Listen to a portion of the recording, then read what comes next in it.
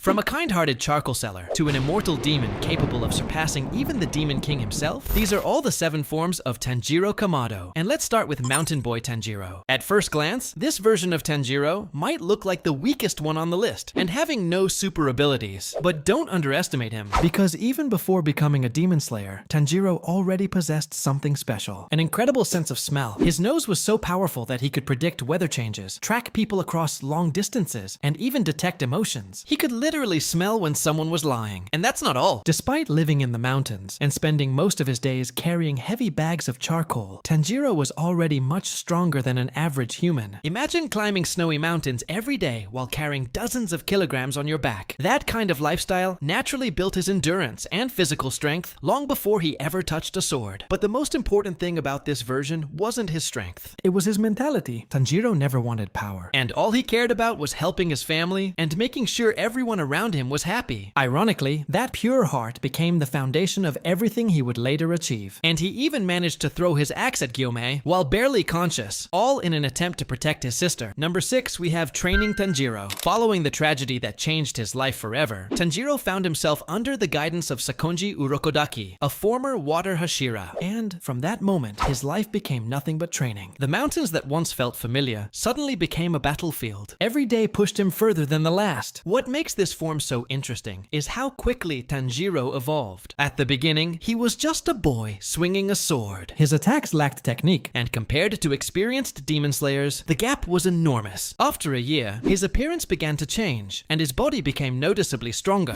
And for the first time, he started learning how to wield a sword. In order to get stronger, Urokodaki wanted him to cut the boulder. It was impossible at first until he met Sabito and Makomo. The two began training him, Sabito sparring with Tanjiro daily, while Makomo correcting the unnecessary movement. Soon, Tanjiro finally cut the boulder and became much stronger. Then Tanjiro participated in the finale selection. With his power, he was able to kill the Handman, who was the powerful demon in the mountain, killing more than 50 of humans. And that would show you how much stronger Tanjiro is. Number 5, we have Demon Slayer Tanjiro. After surviving the final selection, Tanjiro officially became a member of the Demon Slayer Corps. This form of Tanjiro depends only on water-breathing style. On his first mission, Tanjiro was sent to a nearby village to investigate a demon that had been kidnapping young girls. Using his incredible sense of smell, he quickly tracked down the demon's location. During the battle, Tanjiro showcased the versatility of water breathing, using different forms to adapt to every situation. After a fierce fight, he successfully defeated the demon, marking his first victory as an official demon slayer. And in his encounter with Susamaru and Yahaba, 2 powerful demons sent by Muzan, Tanjiro was pushed to his limits. Facing their deadly blood demon arts, he relied on his mastery of water breathing and skillfully used multiple forms throughout the battle. And he even combined water breathing's 3rd form and 6th form to create his own unique technique, allowing him to adapt to the constantly changing attacks, and ultimately defeated the demons and emerged even stronger from the battle. During his encounter with the former Lower Moon, Kyogai, Tanjiro once again demonstrated the versatility of water breathing. Despite Kyogai's disorienting blood demon art, Tanjiro adapted to the constantly shifting room and used water breathing, 9th form, to defeat him. However, his next battle would be far more difficult. At Natagumo Mountain, Tanjiro came face to face with Rui, Lower Moon 5 of the 12 Kazuki. Unlike the demons he had fought before, Rui was on an entirely different level. Even Tanjiro's strongest water-breathing techniques, including 10th form, constant flux, failed to deal any meaningful damage, and forced Tanjiro to look for other solution. While Tanjiro was thinking of a way to defeat Rui, he subscribed to the channel. Number 4, we have Hinokami Kagura Tanjiro. After reaching the limits of water breathing against Rui, Tanjiro found himself completely cornered. But just as all hope seemed lost, Tanjiro remembered something. A dance his father used to perform throughout the night despite suffering from illness. At first, these memories seemed unrelated to the battle, but then everything clicked together. For his first time, Tanjiro unleashed Hinokami Kagura. Instantly, his fighting style changed. The calm and flowing movements of water breathing were replaced by fast, explosive attacks that pushed his body beyond its limits and forced Rui to take Tanjiro seriously. The difference was unbelievable, and the battle reached its peak when Tanjiro combined Hinokami Kagura with Nezuko's blood demon art, creating one of the most iconic moments in all of Demon Slayer. Although Rui ultimately survived the attack and was later killed by Giyu, that wasn't the important part. The important part was what had been awakened, because Hinokami Kagura wasn't just another technique. It was the beginning of Tanjiro's connection to a much greater power, one that would continue evolving throughout the rest of the series. Number 3, we have Total Concentration Tanjiro. After barely surviving the battle against against the Spider Demon family, Tanjiro, Zenitsu, and Inosuke began mastering total concentration, constant at the Butterfly Mansion. Unlike regular total concentration breathing, this technique allowed Tanjiro to maintain his breathing every second of the day, dramatically increasing his stamina and overall combat ability. The results became clear during the Mugen Train mission. Facing Enmu, the strongest remaining lower rank demon, Tanjiro repeatedly broke free from his dream spell and quickly adapted to his blood demon art. With the help of Inosuke, he eventually decapitated Enmu, proving just how much stronger he had become. However, moments later, upper rank 3 Akaza arrived. Despite Tanjiro's growth, the gap in power was still enormous, and Rengoku's death became the motivation Tanjiro needed to continue getting stronger. During the Entertainment District arc, Tanjiro pushed his abilities even further. He was able to fight Daki on nearly equal footing, despite her being an upper rank who had defeated countless demon slayers over the past century. Even after Gyutaro entered the battle and poisoned him, Tanjiro continued fighting, eventually awakening the demon slayer mark and helping decapitate Gyutaro. Together with Tengen, Zenitsu, and Inosuke, they accomplished the impossible by defeating upper rank 6, the first upper rank to fall in over 100 years. Tanjiro's next major battle came against upper rank 4, Hantengu. Forced to fight multiple emotion clones at once, he constantly adapted his fighting style while searching for the demon's true body. Thanks to his quick thinking, improved combat skills, and teamwork with Nezuko, Genya, and Mitsuri, Hantengu was finally defeated. By the time the Infinity Castle arc began, Tanjiro had grown to an entirely different level. He effortlessly defeated demons comparable to the lower ranks, before finally confronting Akaza once again. This time, the battle was completely different. After reawakening the Demon Slayer mark and accessing the transparent world, Tanjiro fought alongside Gyu on equal footing against upper rank 3. Together, they pushed Akaza to his limit, and Tanjiro ultimately played the decisive role in beheading the demon who had once taken Rengoku's life. Number 2, we have Sun-Breathing Tanjiro. During the final battle against Muzan, Tanjiro was pushed beyond his limits and eventually lost consciousness. While the remaining Hashira and Demon Slayers continued risking their lives to hold Muzan back, Tanjiro experienced a vision unlike anything before. He witnessed the memories of his ancestor, Sumiyoshi, and the legendary swordsman Yoriichi Tsugikuni. Through their friendship, the Kamado family inherited the Hinokami Kagura, preserving it across generations until it finally reached Tanjiro. For the first time, Tanjiro watched Yoriichi perform the complete sun-breathing style exactly as it was originally created. As he observed every movement, he realized that his own Hinokami Kagura contained unnecessary motions that wasted both speed and stamina. Once he returned to the battlefield, Tanjiro immediately corrected those flaws. Rather than using Hinokami Kagura, he began fighting with the true sun-breathing techniques, allowing him to perform each form with far greater efficiency and power. The difference was extraordinary. For the first time in the series, Tanjiro was able to fight Muzan on nearly equal footing, something that had seemed impossible only moments earlier. His attacks became faster, more precise, and far more effective, repeatedly overwhelming Muzan and slowing his regeneration. Even Muzan himself acknowledged Tanjiro's resemblance to Yoriichi, the only swordsman he had ever truly feared. Although defeating the Demon King still required the combined efforts of every surviving Hashira and Demon Slayer, sun-breathing transformed Tanjiro into the spearhead of humanity's final assault. Without mastering the original breathing style, Muzan's defeat would have been nearly impossible. Number 1, we have Demon King Tanjiro. After an exhausting battle that pushed every remaining Demon Slayer to their absolute limit, Muzan was finally defeated. But even in death, he refused to let his legacy disappear. As his final act, Muzan poured all of his remaining blood and will into Tanjiro, choosing him as the successor to the Demon King. The transformation was immediate. Tanjiro's injuries vanished almost instantly, and his regeneration surpassed anything seen throughout the entire series. His body restored itself within moments, making him virtually impossible to kill through conventional attacks. What made this form truly terrifying wasn't just his regeneration, it was his immunity to sunlight. Unlike every demon before him, Demon King Tanjiro conquered the sun, eliminating the one weakness that had defined demonkind. According to Yushiro, Tanjiro's potential as a demon even surpassed both Nezuko's and Muzan's. He could have continued evolving into a being even stronger than the original Demon King. Fortunately, that future never became reality. Thanks to Tamayo's human-restoring drug, Tanjiro broke free from Muzan's influence and returned to being human.